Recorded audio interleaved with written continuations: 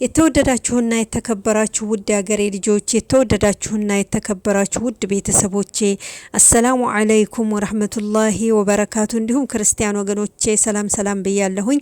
ውድ ሀገሬ ልጆች ብቅ ብዬላችኋለሁ። አሁን ደግሞ ሰሞኑን ጠፍቼ ከርሜ ነበረ። እጥር ምጥን ያለች ትንሽ ታሪክ ይዤላችሁ ቀርቤያለሁ። ወደ ታሪኩ። ይቅርታ ለመጠየቅ ተበዳይ ያስፈልጋል። ይቅርታ ለመጠየቅ ተበዳይ ያስፈልጋል። ለካ በአንድ ትምህርት ቤት ውስጥ የእረፍት ሰዓት ላይ ሜሪ የምትባል ጸጥተኛ ልጅ ከአቅሟ በላይ ድካም ስለተሰማት ለቅጽበት እረፍት ለማግኘት በጠረጴዛዋ ላይ ጋደም አለች። በእንቅልፍ ልቧ ስትንቀሳቀስ ግን ያላሰበችው ነገር ተፈጠረ። ራሰ በራ መሆኗን ለመሸፈን አድርጋው የነበረው የውሸት ጸጉር ወይም ሁማን ሄር ከራሷ ላይ ወደቀና ያለምንም ጸጉር የቀረው ባዶ ጭንቅላቷ ተገለጠ። በአቅራቢያው የነበረ አንድ ወንድ ልጅም ይህንን አጋጣሚ እንደ ትልቅ ድል ቆጠረው። ወዲያውኑ የውሸት ጸጉሯን ከወለሉ ላይ መንጭቆ አነሳና እንደ ዋንጫ ከፍ አድርጎ በመያዝ እዩ ሁላችሁም እዩ፣ ራሰ በራናት እያለ በታላቅ ድምፅ ጮክ ጀመር። በዚህ ጊዜ የክፍሉ ተማሪ ባንድ ላይ ጮኸቱን አናወጡት። በከፍተኛ ሳቅ ተናወጠ። አንዲት ተማሪም ምንድነው የምትመስለው በማለት በንቀት አፈዘዘችባት። ሌላኛውም ተማሪ ደግሞ ልክ እንደ ዞምቢ ኮናት የምታስጠላው እያሉ ድምጻቸውን ከፍ አድርገው ተሳለቁባት። በዚህ የሜሪ አይኖች በእንባ ተሞሉ፣ ልቧ ተሰበረ። ነገር ግን የሚወረወርባትን ጠንካራና መርዛማ ቃላት በዝምታ ከመዋጥ ውጭ አማራጭ አልነበራትም። የተማሪዎቹ ጭካኔ ግን በዚህ አልቆመም። አንዳንዶቹ ይባስ ብለው መጽሐፎቿን ይወረውሩባት ጀመር። እሷ በእያንዳንዱ የመጽሐፍ ውርወራ ስትደነግጥና ስትሸማቀቅ፣ እነሱ ግን በደስታ ይንከተከቱ ነበር። ሜሪ የሰደቧትን ሁሉ ዝም በማለት እንባዋ ብቻ ይፈሳል። ነገሩ እየተባባሰ ሲመጣ መቋቋም አቃታት። ሰውነቷ በሀዘን እየተንቀጠቀጠ ተነስታ ቆመችና በጸጥታ አንገቷን ደፍታ ከክፍሉ ወጥታ ሄደች። በማግስቱ ጠረጴዛ ባዶ ነበር። ሜሪ የምትቀመጥበት ጠረጴዛ ባዶ ነበር። ቀጥሎም በነበረው ቀን እንዲሁ ሜሪ አልተገኘችም። በሶስተኛው ቀን እንግዳ የሆነ የጉጉትና የጸጸት ስሜት በክፍሉ ውስጥ መሰራጨት ጀመረ። ያ ሁሉ ነገር የጀመረው ልጅ ራሰ በራዋ ልጅ ናት እያለ ሲጮህ የነበረው ልጅ የት ሄደቻች ራሰ በራዋ በማለት ሁሉም ይጠያየቁ ጀመር። ማንም መልስ አጣ። መልስ ጠፋ። ያ ጸጉሯን አንስቶ ሲሳለቅና ሲሳደብ ሲዘልፋት የነበረው ልጅ የክፍሎቹን ልጆች ቢጠይቅም መልስ አጡ። የሚነግረውም አጣ። የህሊና ጫና ያደረባቸው ጥቂት ተማሪዎች ከትምህርት ቤት በኋላ ወደ ሜሪ ቤት ለመጠየቅ ወሰኑ። ወደ ቤቷ ሲቀርቡ ግን ያዩትን ማመን አልቻሉም። አምቡላንሷ ብልጭ ድርግም የሚል መብራቷን መንገዱን አጥለቅልቆ ነበር። የሕክምና ባለሙያዎቹ በነጭ ጨርቅ የተሸፈነ አስክሬን በሐዘን ወደ አምቡላንሷ የኋላ ክፍል እያስገቡ ነበረ። የሜሪ እናት በሳሩ መሬት ላይ ቁማ ሰውነቷ በለቅሶ እየተናወጠ የሜሪን ታናሽ ወንድም አቅፋ ታለቅሳለች።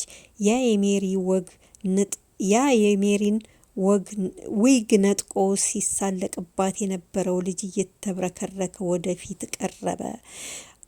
እኛ የመጣነው ሜሪን ለማየት ነው፣ ትምህርት ቤት አልመጣችም ነበር ሲል ቃላቶቹን እያወጣ ተናገረ። እናቷ አይኖቿ ከለቅሶ ብዛት ቀልተውና አብጠው ወደ እነሱ ዞር አለች። በተሰባበረ የሹክሹክታ ድምፅም ልጁ ከዚህ በላይ መቋቋም አልቻለም። በዚህ ሁሉ ጊዜ ካንሰርን እየታገለች ነበር። በየዕለቱ በዝምታ ለህይወቷ ትታገል ነበር አለች እናቲቱ ለጓደኞቿ። ልጁም በድንጋጤ ደርቆ ቀረ። የሀዘንና የህመም እይታቸው ፊታቸው ላይ ይነበብ ጀመር። እያንዳንዳቸው ልጆች በፊታቸው ላይ እንባቸውን ያፈሳሉ። እናቲቱ ንግግሯን ቀጠለች። የማትፈልገው ብቸኛ ነገር እንደ ማንኛውም ሰው እናት ንግግሯን ቀጠለች። የምትፈልገው ብቸኛ ነገር እንደ ማንኛውም ሰው ሆኖ መስማት ነበር። ትምህርት ቤት ውስጥ አብሯት የሚያጫወታት አንድ ጓደኛ ብቻ እንዲኖራት ትመኝ ነበር። ነገር ግን አንዳችሁም ግድ አልሰጣችሁም፣ ይባስ ብላችሁ ገፋችኋት አለቻቸው እናቲቱ እንባዋን በጉንጮቿ ላይ እያፈሰሰች። እውነት ነው፣ እውነታው እንደ ዱላ ጭንቅላታቸውን መታቸው። ያ ሁሉ ንቀት፣ ያ ሁሉ ሳቅ፣ ያ ሁሉ መሳለቅ፣ ቀልድ የተወረወረባት መጽሐፍ፣ ሁሉም አንገታቸውን ደፍተው ይጸጸቱ ጀመረ። እናት ግን እሳቱ አልበረደላትም። የልጇ እንባ ሲፈስ የነበረው ከትምህርት ቤት መጥታ ለእናቷ የነገረቻን ነገር በእናቲቱ ልብ ውስጥ እንደ እሳት እየተንገበገበች እናት ታለቅስ ጀመር። ዋ ልጄ፣ አንድ ሰው አተሽ እኔም ሳልረዳሽ እያለች እናት ቃላት እያወጣች ታለቅሳለች። ልጆቹም በዚህ በእናቲቱ ቃላት ልጆቹም እንደገና ጸጸት ይዟቸው እየተላቀሱ አንገታቸውን ደፍተው ሜሪን በተጠቀለለ ጨርቅ ዶክተሮቹ ወደ ሆስፒታል ለምርመራ ይዘዋት ነጎዱ። እነዚህ ልጆች ጸጸት እንደ እሳት እየገረፋቸው አንገታቸውን ደፍተው ተቀምጠዋል። እናትንም ይቅርታ ለማለት አንገታቸውን ደፍተው ተቀመጡበት ሳለ ልጆች አለቻቸው፣ ክፉ ነገር አትስሩ፣ ጥሩ ነገር ስሩ፣ መልካም ነገር ስሩ፣ የሰው ልጅ አትንፈጉ እያለች እናት እንደ ሜሪ የሰው ልጅ አትክፉ፣ ካፋችሁ መጥፎ ነገር አይውጣ፣ የኔ ልጅ በእናንተ ቃላት፣ በእናንተ ዱላ፣ በእናንተ መሳለቅ ተናዳ ስትሟገተው ስትታገለው የነበረው ካንሰር ልጄን አሸንፎ ወሰደብኝ። ይሄ ሁሉ የእናንተ ስራ ነው። ልጆች በሜሪ ይብቃ።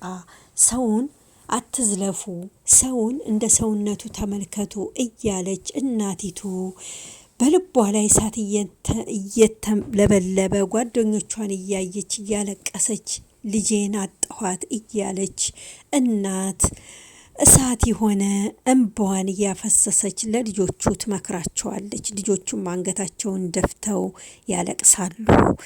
እህት ወንድሞቼ ስለተከታተላችሁኝ ከልብ አመሰግናለሁኝ። ውድ ሀገሬ ልጆች፣ ንግግር መጥፎ ነው። ካፍ የሚወጣ ቃላት አይታወቅም፣ የሰውን ልብ ይሰብራል። ልክ እንደ ሜሪ የሰውን ልብ ጓደኞቿ እንደሰበሯት እንዳንሰብር ከፋችን የሚወጣውን ነገር እንጠንቀቅ። ውድ ሀገሬ ልጆች በያላችሁበት ሰላማችሁ ብዝት ይበል። ወዳችኋለሁ፣ አከብራችኋለሁ። ወሎ ላኮ መንዛ ዩቲዩብ ቻናልን ሰብስክራይብ ያላደረጋችሁ ሰብስክራይብ እያደረጋችሁ ቤተሰብ እንሁን። አገራችንን ሰላም አላህ ያድርግልን። በያለንበት አላህ ይጠብቀን። ወጥቶ ከመቅረት አላህ ይጠብቀን። እህት ወንድሞቼ፣ ወሎ ላኮ መንዛ ዩቲዩብ ቻናል የተለያዩ ስራዎችን ይዞ የሚቀርብ ቻናል ነው። ላይክ፣ ሸር፣ ሰብስክራይብ በማድረጋችሁን በቅንነት እንዳትረሱ። ቅንነት ከወርቅ የበለጠች ልዩ ስጦታ ናትና ቅንነታችሁ እንዳትነፍጉኝ። በያላችሁበት ሰላማችሁ ብዝት ይበል። ወዳችኋለሁ፣ አከብራችኋለሁ። ውድ ሀገሬ ልጆች አላህ ከእናንተ ጋር ይሁን። በያላችሁበት ሰላማችሁ ይብዛ። አሰላሙ አለይኩም ወራህመቱላሂ ወበረካቱ።